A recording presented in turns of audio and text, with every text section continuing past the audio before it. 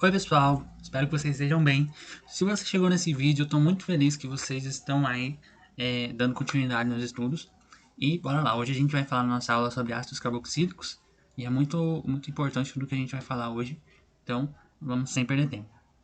Ácido carboxílico, pessoal, é toda a função que quando a gente observa lá no carbono terminal, a gente nota que nós temos então um carbono com ligação a uma hidroxila e uma ligação dupla O, certo? Então, a gente caracteriza o grupo funcional do ácido carboxílico como COOH. Esse aqui, pessoal, então, ele é um ácido carboxílico, vamos dar a nomenclatura dele. Nós temos 1, 2, 3, 4, 5, 6 átomos de carbono. Se ele tem 6 átomos de carbono, lembrando lá de tudo que a gente já construiu até agora, então o prefixo dele é X. Nós temos apenas ligações simples entre carbonos, então, por isso nós utilizamos o AN. Ioico, então aí a terminação que a gente dá para os ácidos carboxílicos. Por isso esse é o ácido hexanoico.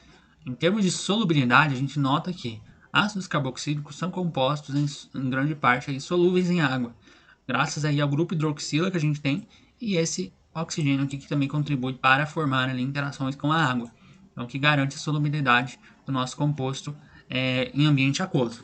Mas quando a gente tem compostos insolúveis em água, que a gente tem um exemplo do ácido benzoico que é insolúvel em água, a gente tem mecanismos também de solubilizá-lo em água. Quando a gente tem ácidos carboxílicos que são insolúveis em água, a gente pode utilizar uma técnica para solubilizá-los, né? Se a gente lembrar na área química geral do primeiro ano, quando a gente tem compostos ácidos em contato com substâncias alcalinas, então a gente vai formar aí uma reação que vai gerar um sal e água.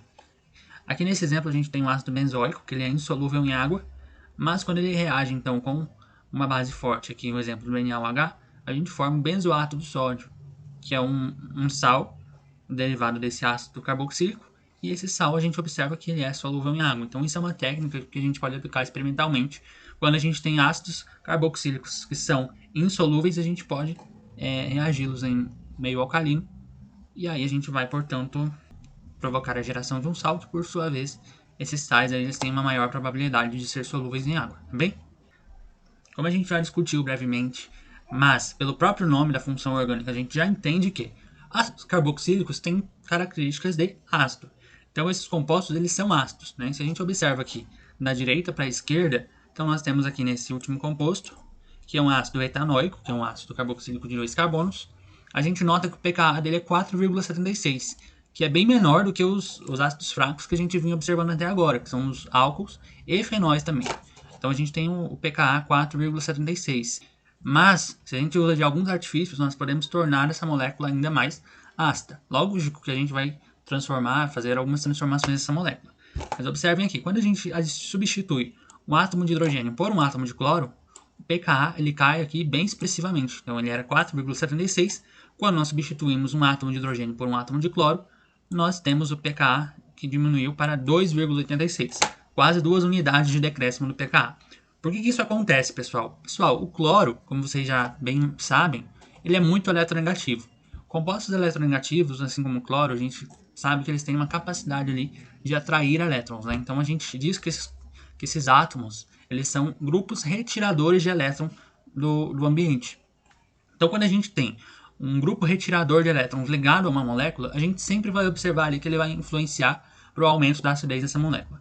Mas por quê? Justamente, pessoal, pela aquela definição de Lewis, que a gente sempre bate ali na tecla, que ácido é toda espécie aceptora de elétrons. Como esses átomos de cloro, que eles conseguem ali atrair, eles são grupos retiradores de elétrons, então a gente tem que, conforme a gente adiciona esses elétrons aqui, então nós estamos aceitando elétrons na nossa molécula. Portanto, quanto mais cloro a gente tiver na nossa molécula, ou outro tipo de grupo retirador de elétron, então a gente vai observar, né, que maior será o decréscimo do nosso pKa. Então aqui, se a gente comparar esse exemplo em que nós temos apenas um átomo de cloro substituindo hidrogênio, para quando a gente tem 2 ou mesmo 3 átomos de cloro substituindo hidrogênios aqui, o pKa decai muito, né? Então é justamente por essa capacidade aí do cloro ser um grupo retirador de elétrons e contribui então para a maior estabilização e caracterização desse composto como um ácido de Lewis. Até o momento, no exemplo anterior, a gente mostrou o efeito da adição de grupos retiradores de elétrons para a molécula que os substituintes eram ali no mesmo carbono. Mas, quando a gente observa a adição desses grupos retiradores em carbonos diferentes ao longo da minha molécula, a gente nota o seguinte, que quanto mais perto do meu grupo carboxila, que é o grupo COH, então mais esse grupo retirador de elétron vai contribuir para a acidez no meu ácido. Então a gente nota aqui que nesse caso o ácido 2-clorobutanoico ele tem pKa 2,85, mas nesse terceiro caso aqui, por justamente o átomo de cloro ele estar ligado no carbono 4 e não no carbono 2, nós temos aí que o pKa já muda para 4,5. Então, quanto mais próximo do grupo carboxila estiver o meu grupo retirador de elétrons, menor será o meu pKa, então maior será a minha acidez. Quando a gente observa algumas aplicações práticas do que a gente tem estudado até agora, a gente nota que ácidos carboxílicos, pessoal, eles estão presentes lá nos aminoácidos. Aminoácidos, então, são os monômeros das proteínas. Então, sem aminoácido a gente não vive. E se ácido carboxílico faz parte dos aminoácidos, então, certamente, se a gente não vive sem aminoácidos, sem proteína, a gente também não vive sem ácido carboxílico.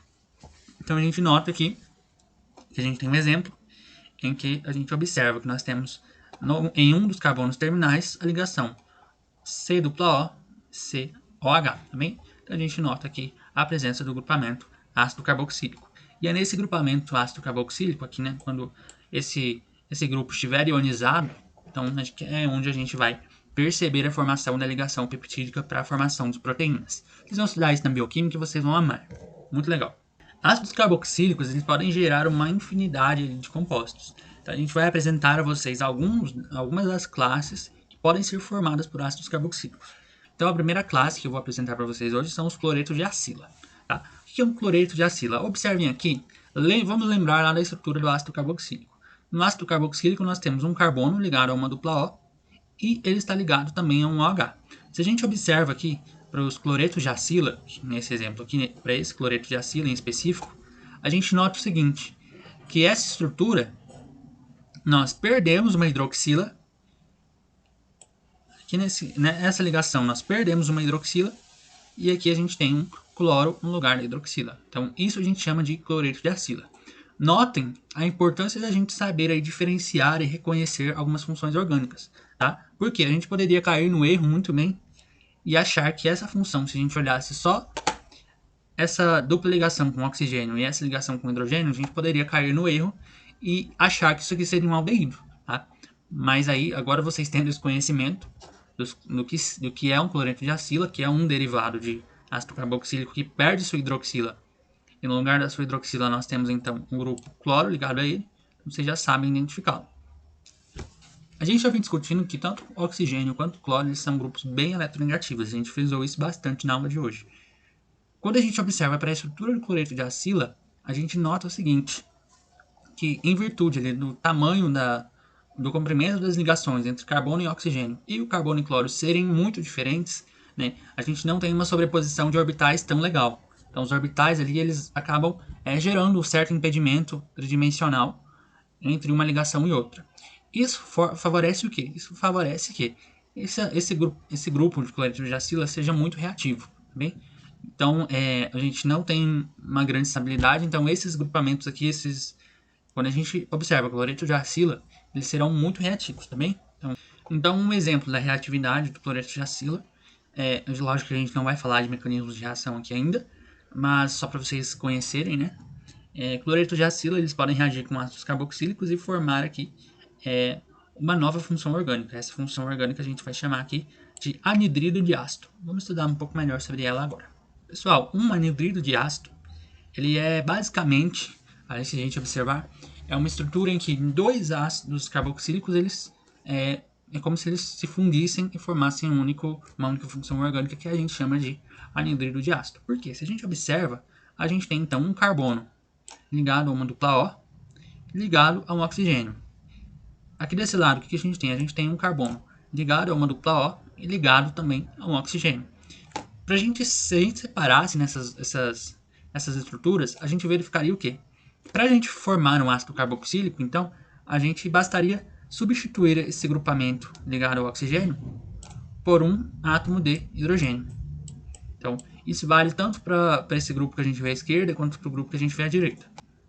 Ou seja, Anidrido de ácido é basicamente a fusão que a gente tem ali provocada por um ambiente reacional favorável entre ácidos carboxílicos, em que a gente observa que cada um desses ácidos carboxílicos eles perdem o hidrogênio da hidroxila e se ligam então um ao outro, tá bem? Então isso seria um anidrido de ácido de modo geral. Como que a gente dá a nomenclatura para esse composto? A gente utiliza o anidrido mesmo. E aqui a gente tem o acético, porque esse é um anidrido derivado aí de ácido acético. Mas, de modo geral, esse anidrido ele vai ter o nome do ácido carboxílico do qual ele foi derivado, tá bem? Uma outra função legal para a gente estudar quando a gente fala de derivados de ácidos carboxílicos são os ésteres. Bem? Então, o que é um éster? Éster, pessoal, ele é um derivado da reação entre ácido carboxílico e um álcool reagindo em meio ácido aí. Então, o que seria um éster, pessoal? Quando a gente tem ali basicamente, vamos lembrar lá, então, o que a gente tinha no ácido carboxílico. Ácido carboxílico nós temos como identificação carbono ligado a um dupla O ligado a uma hidroxila, certo? Aqui, pessoal, no éster, o que a gente observa? A gente nota um carbono ligado a uma dupla O também.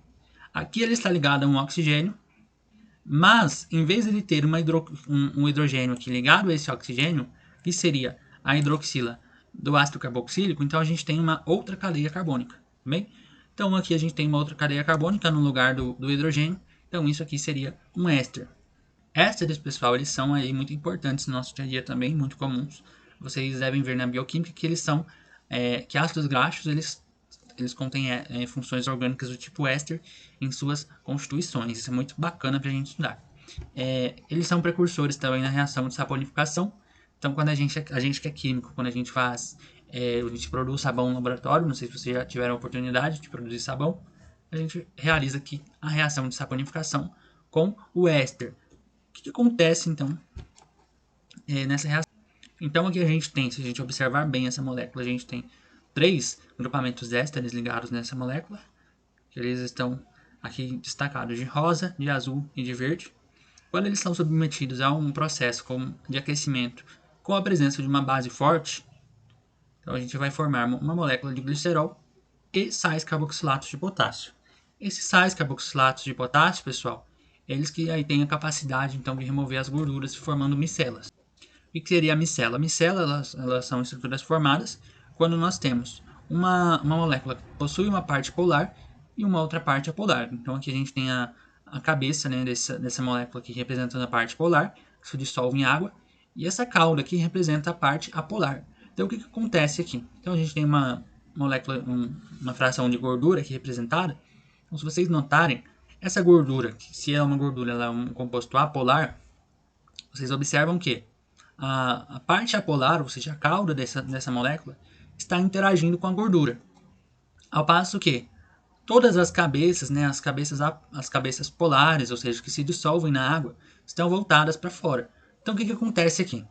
Essas moléculas, pessoal, quando elas formam as micelas, o objetivo delas é justamente esse, é de cercar a gordura com as suas regiões apolares, né, elas solubilizam a gordura, e como a gente vai lavar a gordura depois com a água, então essa parte polar da molécula ela vai interagir com a água e vai levar a gordura embora.